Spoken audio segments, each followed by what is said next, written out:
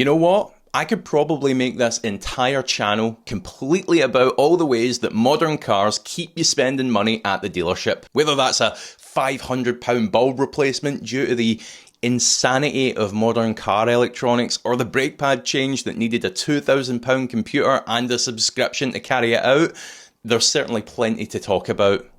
The reason that I don't do that is because I made this channel to try and offer good, solid car buying advice. I can't help but speak on these ludicrous stories as they appear, but at its core, I want the channel to remain a solid resource for car buyers. So with that in mind, here's a collection of reliable used cars that your local mechanic or yourself can still fix.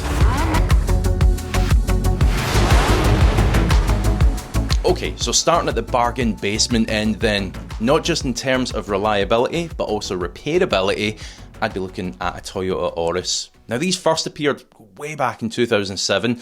They took over from the old Corolla, if you remember those, which again was extremely reliable.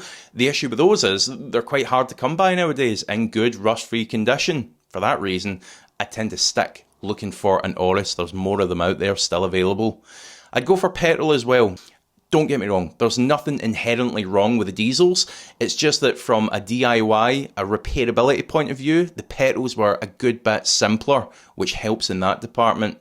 These engines, they've got all the hallmarks of old school reliability, so no turbos, they're chain driven, minimal electronics on them, and even when you open the bonnet, you'll see all the service items. They're really easy to access. You can get to the belts, the coils, the filters, without having to dismantle the whole front end of the car, which unfortunately is quite a common trend on more modern stuff. It is a very DIY friendly car, and because Toyota made so many of them, parts are still easy to get a hold of and fairly cheap.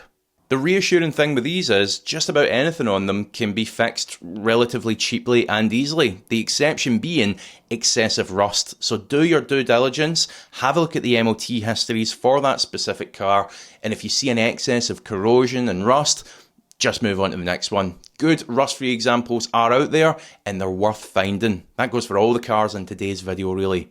As for the Auris specifically, just as I mentioned sticking with petrols, I'd also recommend sticking with manuals because the Auto was actually a semi-automatic multi-mode transmission, as they called it, which was actually quite complicated for its time, and it can be pretty expensive to repair as well.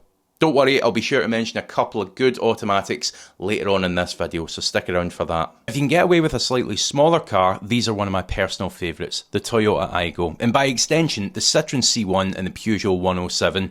If you're not aware, these were all platform shared, so under the skin and the badge, they are the exact same car. It makes no odds which one you buy. They are all superb, reliable, easy to fix, cheap to run little cars.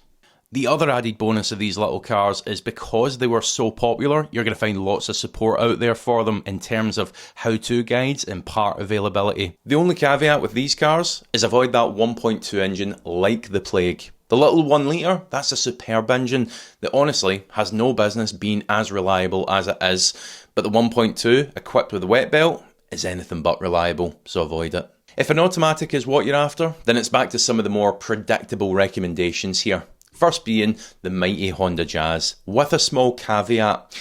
Try to buy one of these from 2012 onwards if you need an automatic. The reason for this is from 2009 until 2012, Honda were fitting that I-Shift gearbox. You might have heard of it. Just like the Toyota that I mentioned previously, it was a semi-automatic automated manual. It could be a little bit jerky. It felt like you were being driven around by a learner driver, and if it did hit problems, it could be expensive and quite complex to repair. After 2012, Honda began using the CVT gearbox, which was a lot better. CVTs in recent years, they've gotten a bit of a bad reputation.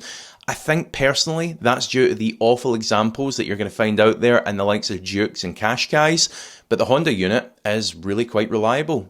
I've seen them go beyond 200,000 miles with just routine servicing. Just be sure to buy the correct Honda CVT oil when you're servicing it. You'll find it online pretty easily. The only thing is, the moment you start searching for specific things like CVT oil, you start seeing those adverts everywhere for it, don't you?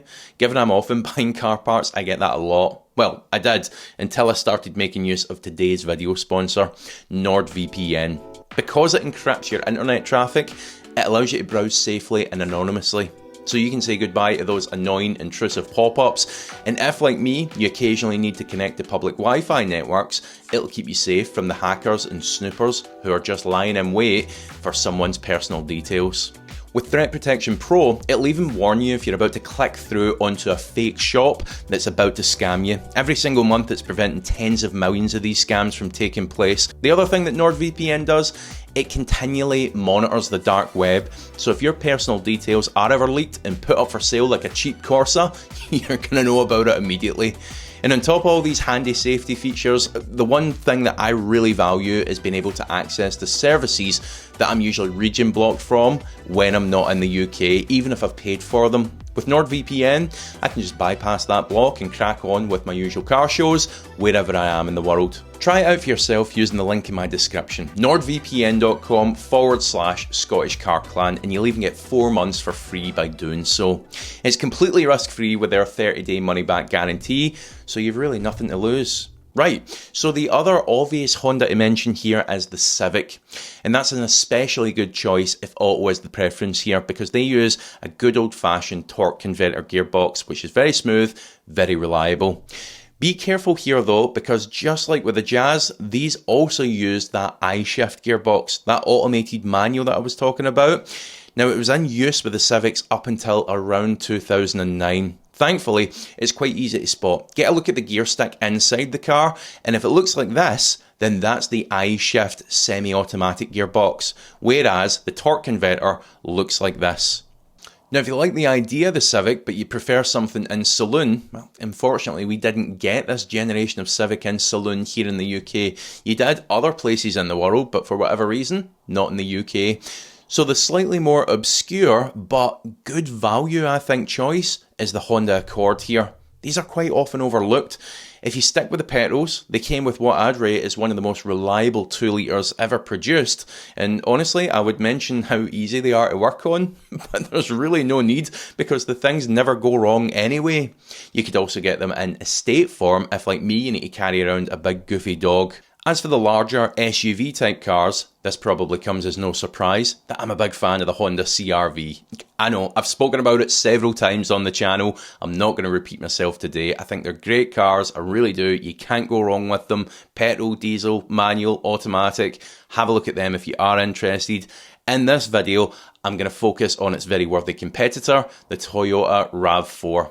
Dependent on budget, you'd be looking at either a Mark III or a Mark IV. For around £4,000, you're going to find plenty of Mark IIIs out there. A bit like the CR-Vs, you can't really go wrong whether you choose petrol or diesel, manual or auto. They're all pretty good, as long as they've not been abused, as long as they've been taken care of. Where these one-up the CR-V in terms of choice is because they come with long and short wheelbase options, so just depending on your own needs, you maybe save a little bit of money there going for a short wheelbase version. If your budget stretches to about £6,000, you could look towards the rather handsome Mark IV. These were made from 2013 onwards to compete with the 2012 model year Mark IV Honda CR-V. Either way, they're both very good. Now, on note of underappreciated SUVs, one that I think is worthy of a mention here is the Suzuki Vitara and Grand Vitara. For as little as £2,000-3,000, it's a lot of car for the money, you can pick one of these up. Now, the Suzuki's party piece is its off-road ability. They came equipped with a proper full-time four-wheel drive system and low range in the gearbox, where the CR-Vs and the RAV4s, they made do with a part-time all-wheel drive system. The only caveat with the Suzuki is don't go in expecting the refinement of the others. It certainly ticks the boxes in terms of reliability and repairability. It's quite a simple car under the skin, but not quite as refined as the RAV4 or especially the CR-V.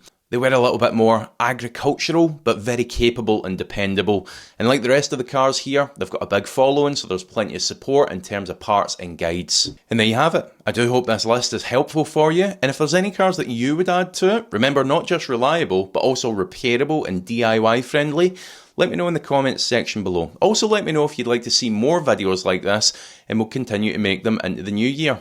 But as for now, thank you so much for watching. Please do hit the like button if you've enjoyed it. Hit the subscribe button if you haven't already. And I'll see you soon.